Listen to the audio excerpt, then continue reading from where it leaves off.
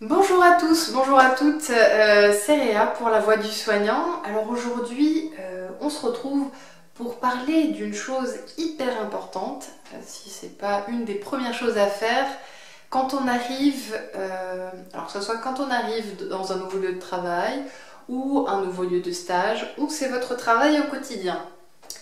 Mais de quoi je veux parler? Je vous dis ça tout de suite.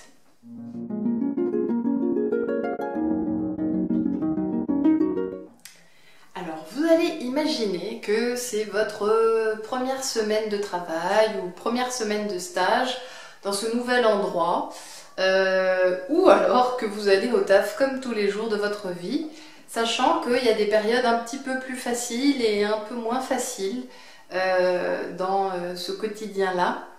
Que ce soit à cause de voilà, l'environnement de travail, l'ambiance, le matos qui manque, le personnel qui manque, enfin, pour tout un tas de raisons que l'on connaît que trop bien, qui fait que l'environnement est un petit peu anxiogène face à quelquefois aussi l'inconnu, ou plutôt les inconnus, quand on arrive dans un nouvel endroit. Donc pour survivre en milieu hostile, dirais-je, ou alors c'est pas le milieu hostile, mais disons que par moment il y a des vagues un peu de difficultés, ça va peut-être vous paraître simple ou idiot, ou peut-être que vous le faites en fait inconsciemment, mais pour moi, la première chose à faire qui va découler en fait d'une prise de recul et un très bon temps d'observation, ça va être de trouver ce qu'on appelle la personne ressource. Alors, Kesako, la personne ressource. Donc la personne ressource, c'est une personne en qui vous allez pouvoir avoir une certaine confiance, avec qui vous sentez qu'il y a une certaine... je dirais pas jusqu'au terme de complicité, mais je dirais qu'il y a une compréhension qui s'installe. C'est-à-dire qu'avec la personne, il peut y en avoir plusieurs, hein, d'ailleurs, il peut y avoir plusieurs personnes ressources, ce qui est plutôt pratique, hein, comme ça quand les choses évoluent ou que le temps change, bon bah voilà, vous pouvez avoir plusieurs personnes ressources. En fait, ça va être une personne en qui donc, vous pouvez avoir confiance, en qui, quand vous prenez le recul, quand vous prenez le temps de l'observation, vous voyez que la façon dont elle agit, la façon dont elle est avec les autres, même envers elle-même, ça vous parle, ça fait écho, vous êtes d'accord avec qui elle est, mais en fait c'est pas que vous êtes d'accord avec qui elle est, c'est juste que vous êtes d'accord avec elle parce que vous portez plus ou moins les mêmes valeurs. Et du coup vous vous sentez pas heurté, vous vous sentez compris. Et dans finalement c'est un miroir, hein, vous vous sentez bien avec cette personne. C'est qu'il y a quelque chose qui est en vous, qui communique finalement avec l'autre. Donc c'est pour ça de se poser la question de comment je me sens quand je communique avec un tel ou avec une telle. Comment à l'intérieur, voilà, encore une fois ça revient à l'écoute, hein, mais est-ce que je me sens en difficulté quand je discute avec cette personne ou est-ce qu'au contraire je me sens à l'aise? Je peux me permettre d'être spontanée, vous voyez? C'est des personnes que vous sentez, envers qui vous allez pouvoir exprimer vos difficultés, poser vos questions, ou en tout cas vous dire que cette personne, rien que par le fait qu'elle soit là, ça ajoute un petit plus à votre journée.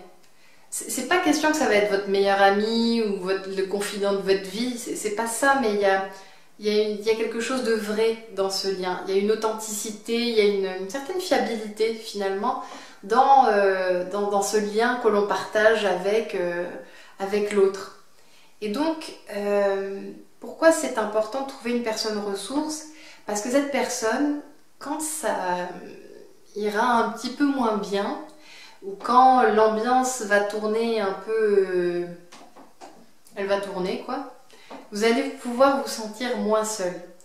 Et ça va quelque part désamorcer des angoisses, ou ça va vous permettre de mettre de côté un petit peu des choses négatives. Je sais pas, je pense par exemple des personnes voilà, je sais pas, c'est comme le sourire ou vous voyez, des petites choses comme ça, un petit échange, une blagounette. Moi, c'est vrai que je suis pas mal dans l'humour, donc si j'ai un collègue, quel qu'il soit hein, d'ailleurs, qui me fait une blague et qui rit ou qui est bon public parce que je dis un truc et qui se marre, bon ben, vous voyez, on peut s'entendre. Et donc c'est quelque chose qui doit vous mettre sur la voie que cette personne-là, peut-être ça va être une personne ressource pour vous.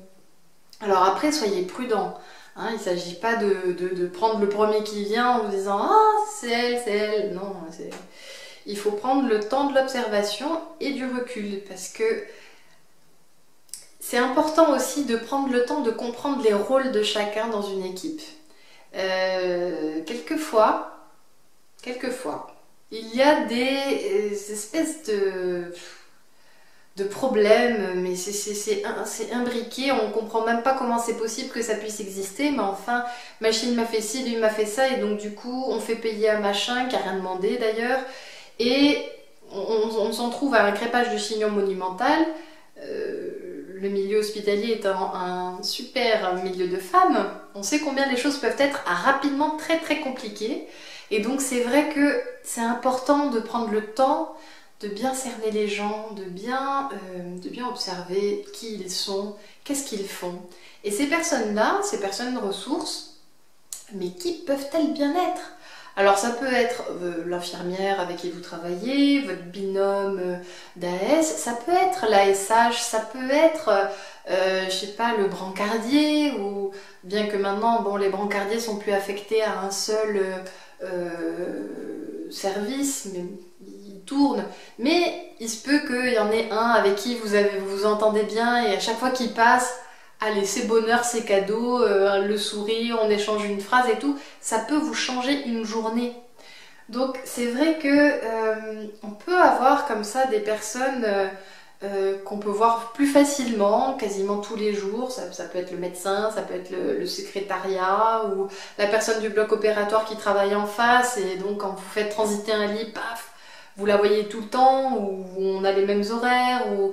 Vous voyez, c'est plein de petites choses comme ça, et il faut juste finalement tendre l'oreille et voir, tiens, lui il fait comme ci, il fait comme ça, quand il me parle comme ça. Moi j'aime bien cette façon là de communiquer, de faire les choses. Quand on est stagiaire, c'est primordial de trouver une personne ressource, une personne qui vous inspire confiance, que sa façon, voilà, c'est vraiment écoutez-vous. Encore une fois, ça c'est vraiment je le répète peut-être dans toutes mes vidéos pour le moment, mais c'est vraiment... D'ailleurs, pendant que je vous parle, là, si ça se trouve, il y a des personnes spontanément qui vous viennent à l'esprit, que vous reconnaissez tout de suite, vous vous dites « Ah mais oui, mais bien sûr, elle c'est vraiment une personne ressource pour moi ». Personnellement, quand je vous parle de personnes ressources, vous voyez, dans la famille personnes ressources, moi j'avais la maman infirmière, le papa secrétaire, le frère manipulateur radio, et je devais avoir quelques cousins, cousines, brancardiers et ASH. Je les embrasse très très fort d'ailleurs, s'ils passent par là, parce qu'ils vont forcément se reconnaître. Mais voilà, c'est des personnes clés qui vous font basculer l'humeur. Rien que de savoir qu'ils sont là, vous allez peut-être commencer la journée du bon pied. Après, il ne faut pas être dépendant de la présence ou pas de ces personnes-là. C'est juste d'être rassuré que ces personnes existent dans votre entourage. Et que maintenant, vous allez savoir les repérer. Vous allez savoir les trouver et comprendre que vous n'êtes pas tout seul. Parce qu'en plus, il y en a toujours une. Il y a toujours une personne dans cet hôpital ou dans cette résidence. Ça peut être une EHPAD dans la maison de retraite où vous travaillez. Ça peut être aussi un patient sur un long séjour qui apportera ce soutien dont des fois on a besoin. Parce qu'une personne ressource, c'est avant tout ça, c'est un soutien. Donc voilà, je pense que maintenant vous avez compris le concept. Et d'ailleurs, je voudrais vous souligner, de vous souvenir que si une personne est pour vous ressource, dites-vous bien que vous êtes sans doute une personne ressource pour quelqu'un d'autre. Et c'est ça la magie des liens et du relationnel, c'est que rien n'est déconnecté. Et donc, vraiment, moi je vous invite à être à l'écoute de ça et n'hésitez pas à me partager dans les commentaires si vous avez trouvé votre personne ressource ou vos personnes ressources. Ça me ferait super plaisir de voir un petit peu si cette notion vous parle, si vous en aviez déjà entendu parler. Voilà, en attendant la prochaine vidéo, j'ai envie de vous dire prenez grand soin de vous-même, écoutez-vous et si la vidéo vous a plu, ma foi, n'hésitez pas à la partager, à me mettre un petit pouce vers le haut, un like, enfin tout ce que vous voulez. Et je vous dis à la prochaine. Bye!